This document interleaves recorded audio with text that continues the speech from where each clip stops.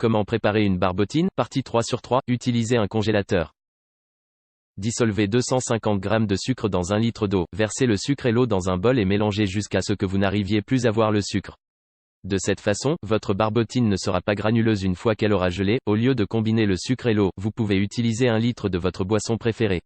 Essayez de faire une barbotine avec n'importe quel soda, un jus de fruits, du lait au chocolat ou même du café. Mélangez-y de l'extrait aromatisé et du colorant alimentaire. Vous aurez besoin d'une cuillère à café, un demi d'extrait et de 5 à 10 gouttes de colorant. Goûtez le mélange et ajoutez-en plus ou moins selon vos préférences. Si vous voulez une barbotine crémeuse, mélangez-y une cuillère à soupe ou 2 de crème. Elle se marie particulièrement bien avec l'extrait d'orange ou de vanille. Pour un peu plus de fantaisie, ajoutez une cuillère à soupe de jus de citron frais et une cuillère à café de zeste de citron. Versez la préparation dans un plat de cuisson peu profond. Ses rebords doivent mesurer quelques centimètres de haut afin que le liquide ne se renverse pas. Couvrez le plat avec du film plastique. Vous pouvez utiliser un couvercle si votre plat en possède un. Mettez la préparation au congélateur pendant 2 heures en la remuant toutes les 30 minutes. Chaque fois que vous la remuerez, vous briserez la glace qui se sera formée.